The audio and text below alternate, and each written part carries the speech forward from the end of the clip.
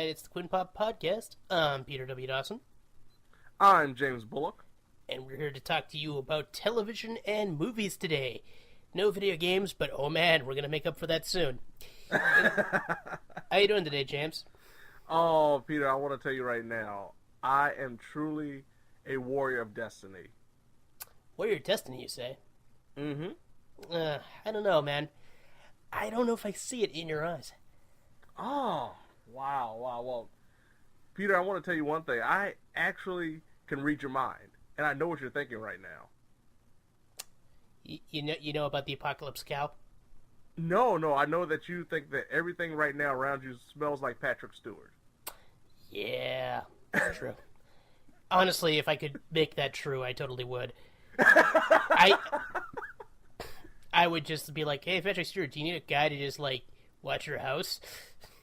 Yeah, and I was thinking, okay, Google Home, everywhere, Patrick Stewart. Like, I want everything to be narrated by Patrick Stewart. So the actual thing we're talking about today, though, we're going to start about talking about The Tick, which premiered on Amazon. Technically, it was filmed in, how did it go? The pilot was 2016. Right. And then they released the first half of the season in 2017. The summer of 2017, yep. Yeah. And then the rest just came out back in February. Yeah, which I thought it was like, okay, we're going to have this very short first season. Like, I didn't even know it was broken up into two halves. Yeah. And then it was like the second half dropped. I was like, wait, we got a second half here? It's a full 12 episodes, and there was a lot of production stuff going on. Because, I mean, a decent amount of the cast is very busy. Mm-hmm. Like, for example, our star, the Tick, Peter Serafinowicz, or as they like to say in the deleted scene from Shaun of the Dead, Peter Serafinowicz. One of my favorite behind-the-scenes bits ever. Because he plays the character of Pete in Shaun of the Dead, you see. Mm-hmm. So they had to go, Pete. Peter. Which, of course, is even funnier because, my name. But that's neither here nor there. Although we got a couple of those today. People with my name. Yeah, that's true. Yeah, we'll get to that. But yeah, so it stars him as the Tick, and then we get Griffin Newman, who I'm not so familiar with as Arthur, who I wasn't aware he had a proper surname in the comics, but apparently it's Everest. Yeah, I really didn't. I just always knew him as Arthur. I really did. Yeah. Valerie Curry, the lovely Valerie Curry, plays Dot Everest. It's really not that much of a tongue twister. Curry. No, it's just trying to throw it out there really fast and run through the cast here. Yeah, just one of those things. Brendan Hines as how was it pronounced again? Superior? Yeah, Superior. Yeah. The poor man, Superman. And then Yara Martinez as Miss Lint, aka Janet. And Scott Spicer as Overkill / Straight Shooter / Esteban. And Jackie Earle Haley as the Terror. I think you just spoiled something for the fans that haven't seen this. I guess that is a spoiler, isn't it? Shit. Yeah! Oh, no. Oh, man. It's one of those things that if you watch it, it's very easy to figure out. It's not like a major deal, but it's one of those things. It's funny. I didn't even think about that because I'm just looking at the cast list. And it says it right there. It has it right there. Oh, that's okay. Yeah, I am kicking myself. I mean, you could have. Yeah.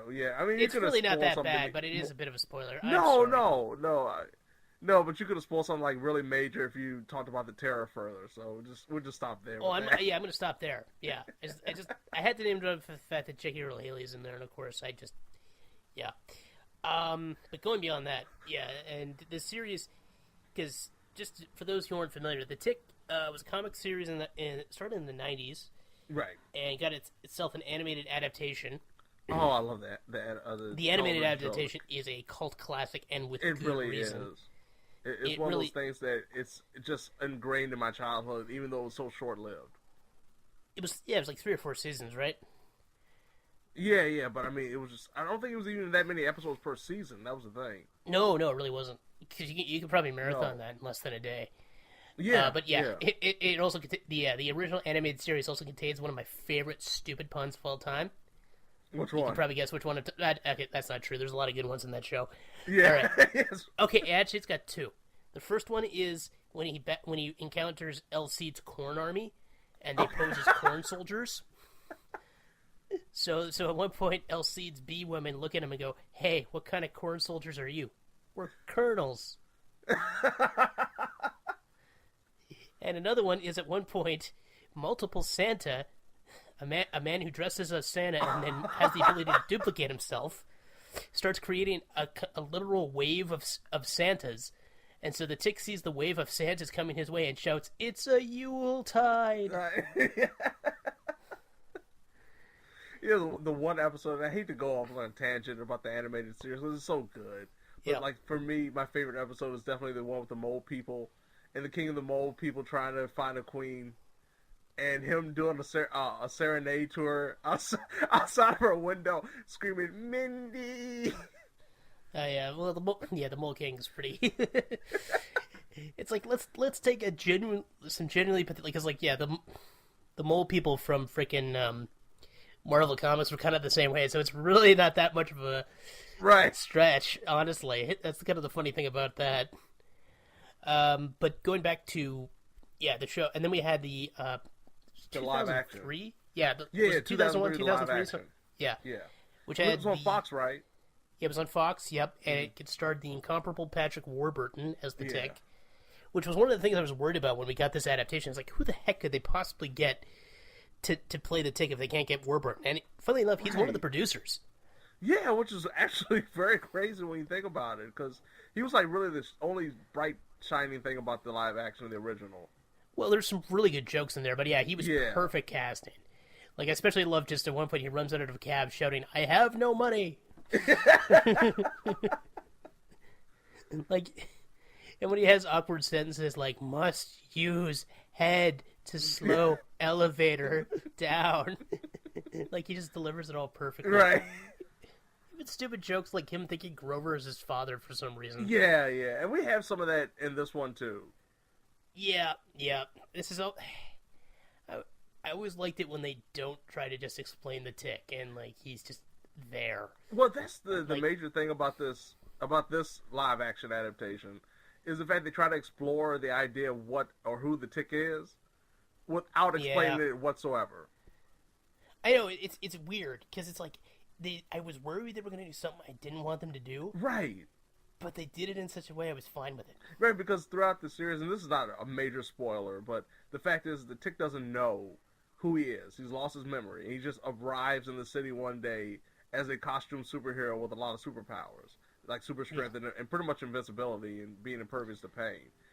And throughout the season, you find him trying to figure out who he is, and instead of just being like, okay, let me find out if I'm this normal Joe Schmo, he starts identifying himself with inanimate objects and animals. So it's like, maybe I'm I'm a dog.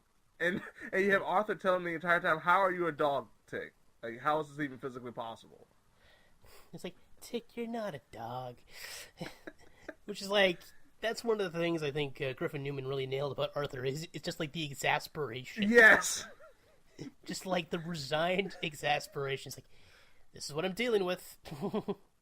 Yes, This is just how it's going to be. It's just really like dealing like with a child that just can actually break you in half. And like I said, Griffin does an incredible job as Arthur, which he has to because, shockingly enough, even though this is the Tick, really the story is about Arthur. Well, it always kind of is, because, I mean, the Tick is meant to be this very static character, whereas Arthur kind of, he's a little dynamic, because he kind of has an arc, you know, because he wants to be a hero, he embraces the heroism, But he's fearful. He's a guy that knows his physical limitations. Yeah, he's very much, like, I mean, I think it was the animated series that had the line, it's like, you need a battle cry. What about, not in the face, not in the face? Which, yeah, it's pretty accurate. That's so true. I forgot about that. That was great. And, of course, just the exasperation, like I said, I mean, again, the animated series, just because I will use any excuse to quote it, like, the exasperation with Arthur, with humoring the Tick, is like, Tick, it's just hobby night. You can't fight evil with a macaroni duck. Right. which to the Tick responds, "I'll be the judge of that." Like, that's their dynamic. Like, Tick does something really weird or is, like, oddly needy, and Arthur just is like, it's almost like, I hate to use the old sexist metaphor, but, like, it's like the stupid, self-absorbed husband and the put upon housewife. Yeah. Except in this case, it's a bromance version of that, with Arthur being the put upon wife. And I love the gradual acceptance of Arthur to the Tick. The fact is, because the Tick just automatically, ironically enough, latches on to him, and Arthur has no idea how to react to this. And then as the series goes on, we see them growing more as a friend. And I got the end of the first half of this first season, of course, that we're talking about, I thought was a perfect example of that, because we see just how really instrumental they are to each other, becoming these larger-than-life superheroes in the city that is going to feature the Terror, who is... It just reminded me just how great Jackie Haley, I should say, is at performing as an old person. Yeah. Because... I mean, probably shouldn't go into that too much, but I mean, everyone who's familiar with the Terror... It's pretty early in the series where we introduced to... Because, we're introduced to Arthur's backstory, and he plays a very big role in why Arthur is the person that he is today. Yeah. And I love the introductory scene of the Terror, where he's just a jerk for just being a jerk. He just wants to be he's just an evil person. And Jackie does an incredible job coming across as that guy, as this old, demented man who just wants to antagonize people for no reason. Well, I mean, this is a guy they thought would make a good Freddy Krueger. Yeah. And he probably could have if he had a better script. If he had a better script. Yeah, I don't think... I'm pretty sure that reboot is generally pretty derided, so I think we're safe in saying that. Yeah. No, I don't think anybody's going to stand up and say, hey, I thought the last, which was the latest, Nightmare on Elm Street was actually worth its time and money, and we should even watch it. Because now, if I wanted to feel like Arthur, that was the moment where I felt like Arthur, like, man, why am I being put through this right now? Yeah, just, he's very much a sympathetic character, and it's just, if you don't, like, I don't remember seeing Griffin Newman in anything before, and I looked at his filmography just now, and nothing really stood out to me. I'm like, I knew him from this. No, so this is... And he really comes into his own as this character. I'm really very hoping... much so. Yeah. I mean, Peter Serafinowicz, he's a very accomplished British comedian. I mean, he's done all kinds of stuff. Some terrible, some great. Including one of the things I loved him in recently was when his cameo in John Wick 2, where he's the sommelier. Yeah. And by sommelier, I mean gun dealer. Yeah. So it's all just like wine and food metaphors, and he just does it like he's like the perfect. What if Q from James Bond was like a wine was like a sommelier, or pretending to be one anyway? Right. So yeah, no, Serafinowicz. Holy hell, I was a little worried because like I like him, I'm not gonna say I didn't like him, but I was worried. Just like, is he really gonna? And no, he's perfect. Yeah. Yeah, like I still might argue Warburton was better, but it's like not even a full hair's difference here. Yeah, no, it's right neck and neck right now. They are perfect for their roles. Their depiction of the Tick, I think, is really just an example of two strong actors, and two, a character that pretty much it's like you said, it's pretty much stoic. It doesn't really have an arc, but is dynamic enough that if you have guys like that playing that part, they can pull off some incredible moments, jokes, laughs, and even action scenes that you wouldn't really expect. I mean, like I said, like the Tick. To just sum it up, he's mighty. Yes. I think that's how he summed himself up. I think he said that in at least two of the series. He said that. I don't know if he said it in this one, but I know for a fact he said it in the animation. And I know he said it in the last... It's like his first line in the animated one. I'm pretty sure he said it in the Warburton said it too. It's like,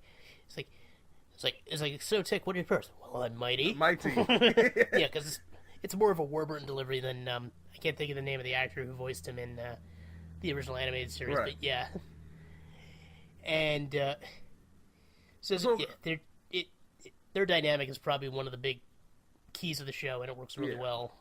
Who stood out for you for the secondary characters? Because I thought they actually had a very strong cast of secondary characters that one particularly stood out for me that I was rooting for the entire time because he was almost so oblivious to everything that was going on. And that happens to be Walter. Yeah. Arthur's stepfather. Well, yeah, Francois Cho, who I hope needs no introduction because he's super accomplished. Like he's one of the most accomplished character actors I can think of. I mean, probably his most famous role is that one Dharma guy from Lost. Yes, exactly. But he's been in like everything really. He was just on Legends of Tomorrow earlier this season. Okay. And he died. Oh.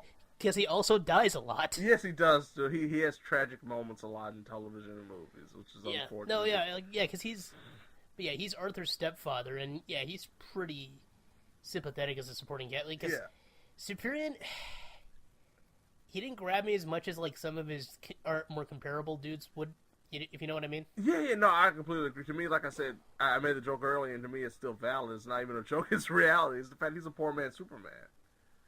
Yeah, like it's just without any really of the charisma, and he's got a lot more ego. Yeah, and he's kind of a play on like the characters we've seen before because we had Deflator Mouse, who is of course the cowardly, egotistical Batman analog from the animated one, and then we had Batmanuel, who was more of the charming Latino who doesn't really want a superhero but likes the prestige of being a superhero, which were both very interesting interpretations. Yeah, in this case, he's just kind of like lame, egotistical Superman. He's not like. He feels like they were trying to recreate the character Captain Everything. Yes, yeah. From Normal Man, but they didn't know how to do it. Yeah, because, I mean, it was like, I thought we might actually get a character arc with him by the end of this season, and it was just like, nope, he's the same guy you saw at the beginning. Yeah, it's because they can't do Deflator Mouse because he was created for the animated series, and Batmanuel was created for, of course, the live-action series, so it was their attempt to kind of do that thing again. Mm-hmm. Because you see this because I mean they had the same thing where they had American Made and then Captain Liberty. Yeah. And sadly, we've never seen a live action sewer urchin, which always makes me sad. Oh yeah. Because I would just love, like we still got some really great live action characters in this, as well as just some people who only have voices, which are pretty good. Please, after thinking about that, please somehow get sewer urchin in the second season. That would be amazing. Oh man. I will play the character for nothing, just for free. I will happily just be like, "Rah. Hey Tick, hey Arthur, how you doing? Rah. Definitely just gonna get a soda." Yeah. That's my sewer urchin. That's actually a spot on impression. You broke your streak. Yeah. I actually had a half-decent impression for Yes, you broke your streak. Well, that one I've had way too much practice at. You can probably guess what one of my favorite episodes of the animated series is. Yeah. But no, see, as much as we've been slingshotting it, like, because I don't want to get... I'm still kicking myself for dropping a small spoiler earlier on. It's really not that bad, I guess. No, because like I said, it's pretty obvious. Once you see the character and you find out what's going on with him, it's pretty easy to figure out exactly who he is in the long run. So it's not that big of a deal. Yeah, that's not really the twist. No. To me, there's a twist later in the season featuring Walter that was more profound than that. Oh yeah, no, Walter's great. Like, yeah, we haven't really tied him too much to day-to-day, but like I said, it's mostly about the Tick and Arthur dynamic. Yeah. The supporting character's pretty good for the most part. Like I said, Superior's not that interesting. That was all right. Yeah, Tara's good. I thought Miss Linton was good. To me, she was like one of those most. She had a very good, strong first half. She had a very good showing in the first half of the season, and in the second half, she was pretty much non-existent. Yeah. Yeah. And one of the interesting things too is like there was a huge gap from when they filmed the pilot to when they filmed the rest of the series. Yeah. Because like I said, it premiered in 2016, and there was a reason because they wanted to use that as a proof of concept, and then they took the notes they received before filming the rest of the series. So as a result, they had some tweaks to do, and like it does get better after the pilot. Like I thought the pilot was more than fine. Like some people really didn't like it. I thought it was pretty good. Yeah, no, I thought it was a really good introduction, and to me, kind of like that momentum and that feeling of what they started in the pilot was not lost whatsoever, heading into the episodes that followed. I thought if you really didn't know about that, to me, you wouldn't know the difference. You would have thought it was all filmed at one time, and they just decided to split it up in two halves to get more out of it. Yeah. I know, it's just, it works out pretty well. Yeah. I would say definitely watch it, especially if you're a fan of superhero comedy. Especially parody, because, I mean, that's the big thing. This is full of parody. Yeah, very much so. I mean, I don't know if I want to give away too many, because I accidentally spoiled some stuff earlier. I don't want to mention too many other character names, but there's some characters with amazing names. Yeah, very much so. And even one you can give away, like Danger Boat. It's just incredible. I wasn't sure if I want to give away Danger Boat or not, but yeah. No, Danger Boat's not that big of a deal. Yeah, Danger Boat. Danger Boat. I love you, Arthur. Solid name. Remember, this is the series that gave us stuff like The Carpeted. Yeah.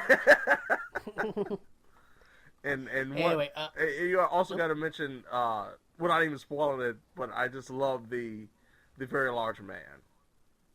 Oh yeah, Very Large Man, yeah. Or VLM. Yeah. Yeah, well, it's appropriate considering we got Ant-Man and the Wasp coming out later this summer. Ah, true. We will be talking about that, of course, when that comes out. You know it. But I think, recommend. Do check it out. It's not Amazon Prime Video. It's pretty great. We should probably talk about the other superhero comedy. Yeah, I was about to say, from one superhero comedy to the next. Yeah, which was intentional. We wanted to theme it. We're going to talk about Deadpool 2, which, as this recording, is only about a week old, and has already made a pretty respectable $355 million. So it's hard to say yet if it's going to tie the because like the original one made like $900 million, which is insane for an R-rated comedy. Yes. That like I don't believe did that well in China. Because I mean, of course, like Avengers: Infinity War made gangbusters before it opened in China, and I think it's going to break 2 million because of China. Because of course that's one of the big markets they always like to talk about. Because well, there's plenty of other major markets. That's arguably the second biggest market. Right. Not to say anything about any of the other markets. No, we're not disrespecting any markets. It's just the way they think. That's all. Bear in mind, we're just repeating what they think. That's all. Yeah, well, bear in mind because of China. Now, more or less Chinese exclusive movies are topping the box office for the year. Because, like, remember last year we had, like, Wolf Warrior 2, which made, like, $800 million. Right, we were trying to figure out what it was that. Yeah, and that was just a Chinese film. Yeah. So, this segue on China, just because this will probably come up in later episodes anyway. Doesn't really have much to do with this week, though. Oh, no, but even better. If you're thinking something racist right now, it ties in perfectly with this movie. I suppose it does. Yeah, because it's a running joke featuring one of the characters. Yeah. Oh, man, that was ridiculous. So, but yeah, getting into Deadpool 2. So, it picks up, it's unclear exactly how long much it's passed. Probably just, it's been about 2 years since the original, right? Well, he said he's been working as a mercenary for 2 years now. Okay. Yeah. Yeah, so it's been about 2 years, and yeah. He goes to see his girlfriend Vanessa, and then stuff happens. Yep. And before we know it, Deadpool finds himself embroiled in trying to become an X-Men with the help of Colossus and Megasonic Teenage Warhead. Trainee. X-Men trainee. One of the many running gags in the movie. And ends up running afoul of time-traveling grimdark 90s character Cable. Yes. Who is a time-traveling cyborg who goes back in time to kill someone that Deadpool kind of has a problem with him trying to kill. Right. And as you all know, Cable is played by Josh Brolin, who also played Thanos, who is having one heck of a year thus far. They even call him Thanos at one point in the movie. Yes, they do. They also at one point call him One-Eyed Willie, which, for those who are playing at home, Josh Brolin was in Goonies. Yeah. So that joke worked on more than one level. There was so many. Okay, we gotta give a disclaimer here for anybody that's listening that maybe hasn't seen this movie. You have to keep your ears open. There are so many little things like that happens in the movie. Oh, good lord, yes. Yes. I mean, this is even more than the first one ever could have imagined. Well, yeah, because they had more of a free reign. Like, Yeah. the problem is, as a result, it feels like when they had plot, it almost felt like, and they were mostly serious, it felt like the bits where they were free to be more jokey, they felt like they had to dial it up. Yeah. So if there's one critique I have on this one compared to the other one, it feels less tight. That's my biggest problem with it, because it felt like we had these great divides in what the focus was. Yeah. And Which I think was one of the reasons the original director, Tim, what's his nuts? I can't think of his name. Tim Miller? I think it's Tim Miller. Okay. I think he was the original director. Yeah. He did Deadpool 1. Yeah. Yeah, he ended up leaving in favor of David Leitch, who the film loves to point out directed one of the John Wick movies. Yeah, it did. In the opening scene, if you pay attention to the credits, they give so many nods to that. Yep. Yeah, because I think he didn't do the second one, I don't think. No, I don't believe so. He did not. Yeah, he was just executive. I think it was just the other guy. Yeah. It was a good thing we talked about John Wick earlier. No. This is just working out. And then, yeah. So, what was I saying? Oh, just saying how they kind of turned up the comedy in favor of more serious moments when they had to. And It was kind of to the detriment of the entire film, because it kind of lost a little bit of focus. Well, it's even more awkward because there's a couple scenes with Cable before he really enters the plot, and they're done without context. Yeah, because you have no idea what's going on with him. I mean, I know who he is because I read comics exactly. in the 90s. When I see him, I'm like, oh yeah, it's Cable. I don't exactly know why he's coming back, why he's coming to the past. But for everybody else, it's like, who's this guy with half a metal body gearing up for a war for no reason? Now it's like... Sorry. No, go. I was going to compare it to... crap, hang on. I was going to compare it to in Onimusha 3. Like, you're playing through it, you see the main character in, like, Samurai Japan doing his thing. And then all of a sudden, it's like, meanwhile, in modern-day France, and you're just like, what? How does this in any way tie into the plot? Right. It's like one of those situations. Yeah. Pardon me. Choking on the chimichanga? Yep. Actually, Francis, I was choking on your dick. There's my Deadpool, which is really not as good as my sewer urchin. But, yeah, so what we essentially get is we get pretty much all the characters from the original. No one really is absent. No. I even like the little cameos here and there, like Beast shows up for a slight moment and stuff like that. Oh, that joke is amazing. Yeah. The joke, yeah, and Colossus he probably gets more to do in this one than he did in the other one. Yeah, he actually had a very shining opportunity to really showcase himself this time. I did not expect Colossus to be such an important figure in the movie this time around. But he was. Yeah, and Negasonic Teenage Warhead had less to do, but she tangentially has one of my favorite gags. Yes. I was... Because... Oh, no, go ahead. Yeah, this is a pretty solid small spoiler to...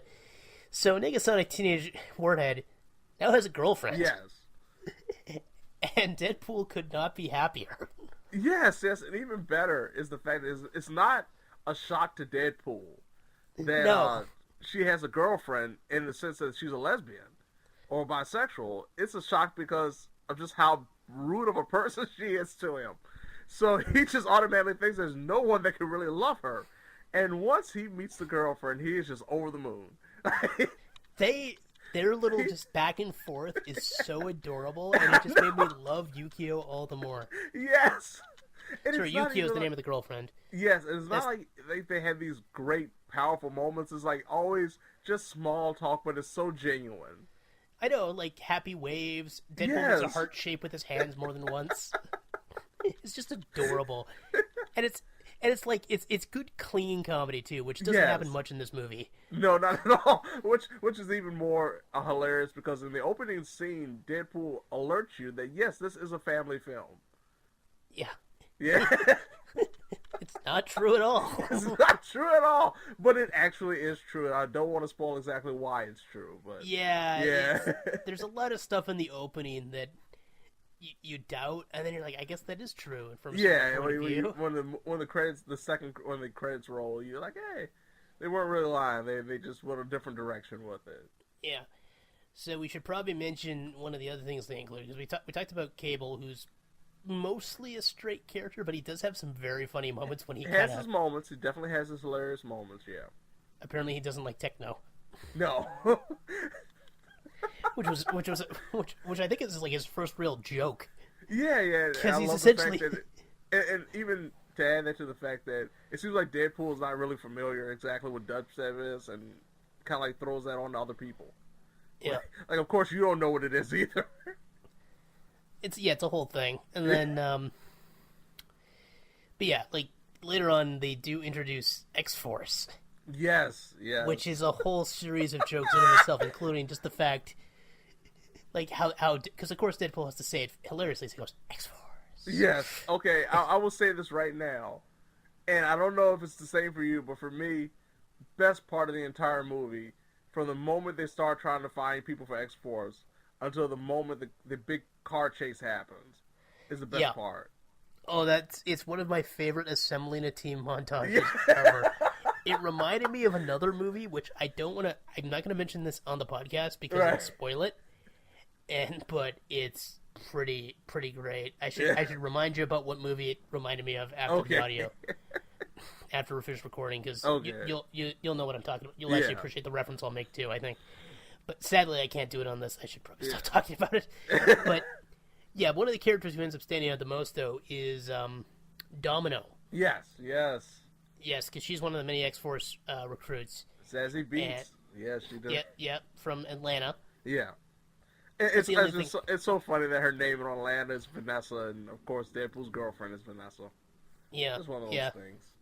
Well, yeah, it's like, one of the recruits for X-Force is a guy named Peter. Yeah. He's just a dude. And honestly, if I had a mustache, I would probably kind of look like him. Yeah, it was crazy. So it fits on more than one level. And of course, Deadpool just for some reason loves him, calls him Sugar Bear. Yeah. And he's like, he's our rock. Or whatever. But yeah, like Domino, she's a little more dry snark. Right. Which is probably the one thing that kind of is disappointing because she's just kind of saying stuff like, should have taken an Uber or whatever. Which is still funny, but when you've got such heavy comedy, just the drier snark may not always work for you. Yeah, but there's like moments where she sees Deadpool without his mask for the first time. Yeah. That was just hilarious because of the sequence that led up to it. Oh, yeah. There's a lot of great stuff and then, what was it? I was going to say, though, her powers, because she has luck powers. Yes, she's lucky. Which Deadpool doesn't believe is a thing. No. And then and the best part about it, going back to the car chase scene, and I'm not going to spoil like too much because I don't want to, but it's just funny because you see her powers on display, and during the entire time, Deadpool's like berating her with this idea, like, how dare you lie and say that luck is a power? Yeah. I know, it's a whole thing. Well, because she's not the only character with that, too, because, I mean, we mean a character... Freaking Shatterstar shows up, and I cannot believe... Oh, that was such a shock to me! I cannot believe they included Shatterstar. When he said his name was Shatterstar, I could not believe it. Right? Okay, so for those who aren't familiar, Shatterstar, he's like the 90s personified to a degree, because his power is basically any weapon he picks up, he instantly knows how to use and master. Right. He's like an alien, so he has like alien super mastery powers, which of course in the movie they just sum it up as like, basically I'm better than you at anything. Right. And it's like that is pretty much the character. And of course he has the costume from the 90s, which just looks ridiculous now. It looks so messed up now when you think about it. Yeah. Oh man, it was so great. He doesn't get much to do, but I mean most of the X-Force team is Most of that they're course there. doesn't get much to do. Oh You know, man, it was funny because the trailer does not do them justice whatsoever. no, because we barely even see them in the trailer, Yeah. which is part of the joke. Because it's worth noting one of the characters they introduced, Vanisher. Yes. He's actually supposed to be a teleporter. Yeah. But they just made him invisible. So we got Invisible Man jokes, which Yeah. was absolutely work. Oh, but also, what about the shots of DC? There's some pretty solid ones, of course. It's like, you're so Yeah. grimdark. Are you sure you aren't from Yeah. the DC universe? Stuff like that. I'm like, yep. And there's at one point I think Deadpool says he's Batman. He's Batman when they ask him who he is. Yeah. I'm like, yeah, that works. Most of the shots of the DC universe weren't that harsh. No, not at all. But it's just one of those things they did a great job of almost saying that DC is comic books, and here we are living in this reality. Yeah, but for God's sakes, they call Cable Thanos. Obviously, they're breaking the fourth wall. There's one point there's one point where Deadpool autographs a cereal box with Ryan Reynolds. Yes. And by the way, some of the jokes that we're giving away here, they're still funny when you watch them. Yeah. It's so many jokes that outside of context don't sound as funny as they really are. Yeah, absolutely. And of course, it's hilarious. That's because we know the context. But maybe for somebody that's listening, that might not get it, or even when they hear the jokes, like, oh, it can't be that funny. Once you watch it, you'll see exactly why it's so funny. no, yeah, like the weakest jokes are just some of the linorama bits. You know, like what we got in the first one, where they're talking about what Wade looks like unmasked. Yeah, that kind of deal. Yeah. Yeah, the avocado thing or whatever. Yeah. There's a couple parts where the exposition goes a little too long, and well, there's plenty of jokes in there. It's like maybe they could have added more action to this scene. I don't know. Yeah. You know what? The funny thing about it, and I know that a lot of people already, especially if you saw the first one, you know about like the implementation of the soundtrack. That sometimes it's really awkward for the song usage for the scene that you're watching, but it's always really for a good laugh. I got a lot at the theater I went to. A lot of the people popped the hardest when the music kicked in during action scenes. Oh yeah, well, especially some of the music choices they had, because they used some pretty great ones. Yeah, this was that. Like, I actually heard a lot more people laughing from some of the music choices than the actual jokes, which was really crazy to me. Yeah, well, yeah, one of my favorite. Well, there's one track they recorded which is a parody of a certain type of music. Oh yeah. That you see all the time, and I have to admit, I did appreciate that they gave it lyrics. Yes. And that the lyrics pretty much summed it up. And it worked. It actually worked. Yep. And of course, they flat out have a reference to Say Anything with the Peter Gabriel, in your eyes. But of course, it's a slight sort of gay joke because it's Deadpool doing it to Colossus. Yeah. It's a gay joke that works, though. And it's not even like a joke in the sense of, okay, they just played a song and we're trying to give you like a little bit, we're trying to infer it a little bit. No, Deadpool goes all the way with the idea of how he feels right now. Yeah.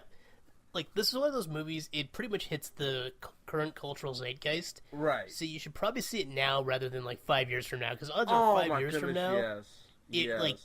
I mean, I've said it before, I'll say it again. Comedy ages the fastest and usually for the worst. Mm-hmm. Like, there's plenty of old comedies that are still considered classics and you can still watch that'll at least have one problematic joke in them. Right. Like, I mean, for example, Mel Brooks movies, while being so cutting edge with some of the stuff they do, especially when it comes to, like, Race with Blazing Saddles, they still have a lot of very kind of homophobic gay jokes. Yeah. If there's one type of humor in those films that doesn't age well, it's that. Of course, back in the day, most people don't consider it, but that's a whole thing. So, I mean, like, this film is probably not going to have aged well in 5 years. Yeah. But I think it'll have a lot. I think it'll have a lot harder time than the original in terms of, like you said, aging better, because it builds off of the original, but it doesn't feel like it does anything that much different. Even with like the implementation of X-Force and everything else, so I think it's not going to be looked at as in a grander light as the original did. Yeah. And I think another big problem, which I did not expect to happen, but it actually has, the timing when it came out. How so? in terms of here we are with the Avengers. We're in a post-Avengers world now. Yeah. And I think even though we're coming in with a lighthearted comedy, I think a lot of people are not going to look at it in the same light because Avengers hit such a high peak of superhero standard movies that it might not be looked upon as fondly as a superhero movie. I think we're fine. You think so? Yeah, like I think the big thing is you can't call it better than the original or as good because it builds off the original too much. Much like what happened with Anchorman 2, where it clearly built off, like, so the best jokes in Anchorman 2 were built off of jokes from Anchorman 1. Right. Not to say that, that was the only problem that movie had, but, like, much the same way. Although I would say Deadpool 2 holds up better than Anchorman 2 does to Anchorman 1. Very, very much so. It's one of those things where in Anchorman 2, though, it didn't feel necessary. No, this absolutely felt necessary. Right, this felt like, okay, now that it exists, I can see why it exists. Whereas Anchorman 2 was like one of those things, no, I don't understand why we're trying to double dip with this. Yeah, it was cash in it, but they did some interesting stuff with it at least. Well, some interesting stuff. Other parts of that, other parts of that were probably a waste of time. Yeah, I still love some of the jokes they included in that one, though. He's like, I drank half the bottle of ketchup before I realized my mistake. He's like, you would taste it immediately. It's like, don't you understand? I'm blind, but you still have your sense of taste.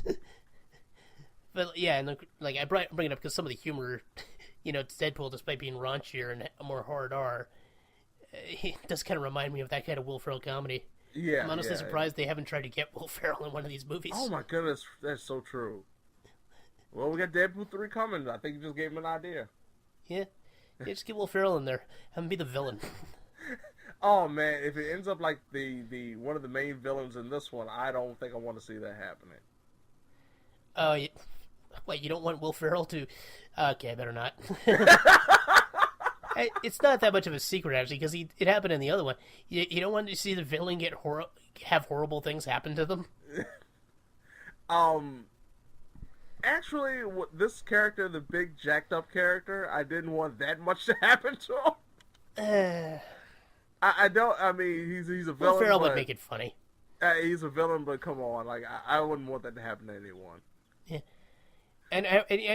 and the first time the villain shows up and it's Will Ferrell, and then Deadpool goes, "Holy, bleep, Megamind."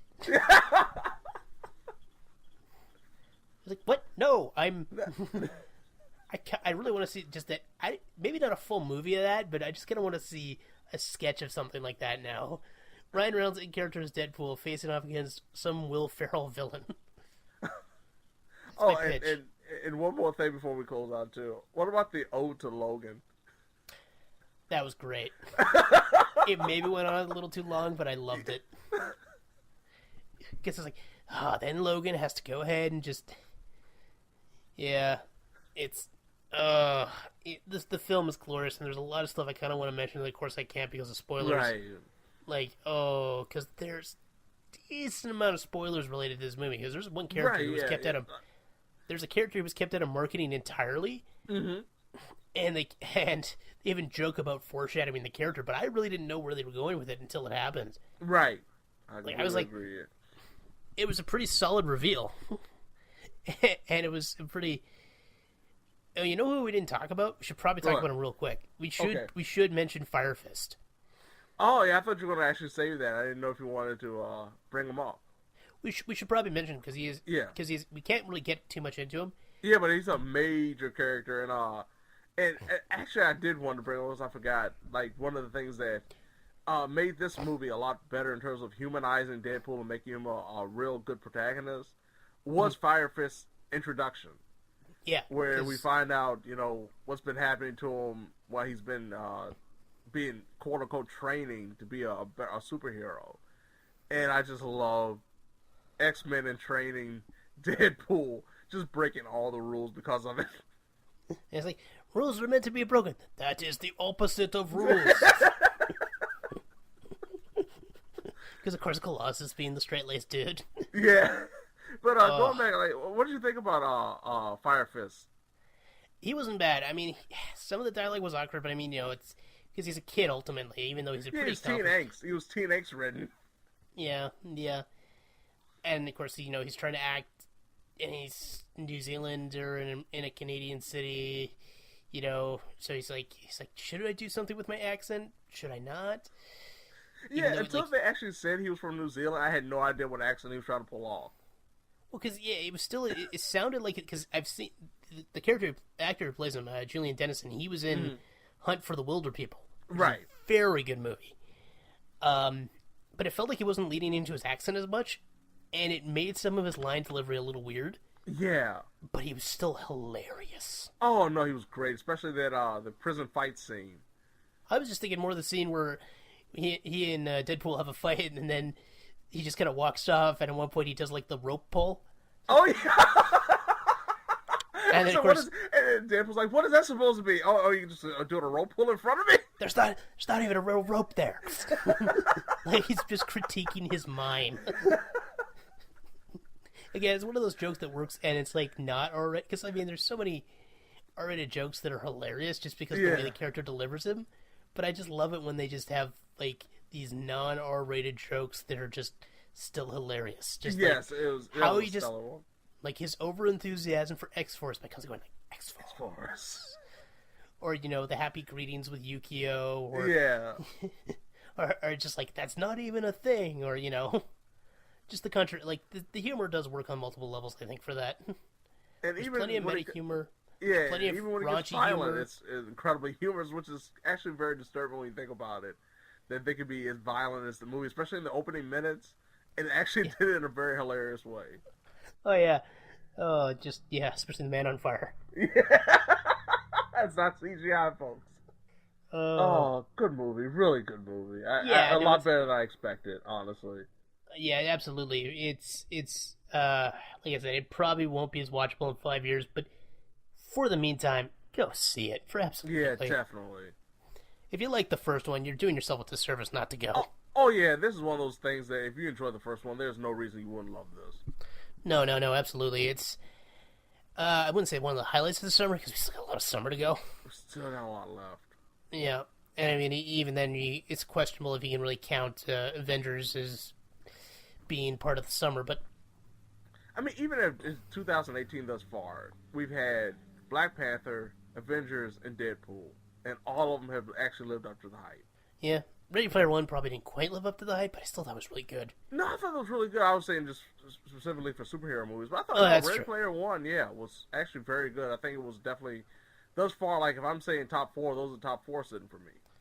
Maybe A Quiet Place. Yeah, top five. Yeah, there you go. It'll at least be in my top 10 so far, but I mean, we'll see how the rest of the year goes. Yeah, we still got a lot left.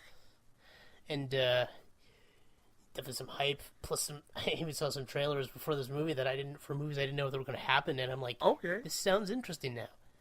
But I don't want to get into that in this audio, especially since it's probably well about time to wrap up. Yeah. Like I said, if you saw Deadpool 1, you'll definitely need to see this because this is a laugh riot. And like I said, it has a little bit more flawed in terms of narrative than it was in the first one, especially with this whole idea of a Terminator 2. I mean, this is really like Deadpool 2, Terminator 2. It's like Deadpool 2 Judgment Day, but other than that, I think it's a great movie, hilarious movie, great song selection. I gotta make that a note. It's great song selection. Can you hear me? And yes, luck is a superpower, so there you go. Yep. Well, thank you as always, James. Oh, yeah, it's been my pleasure. Yep. And I don't know about you, but I think it's time to go watch Yentl. So until next time, have yourselves a good day.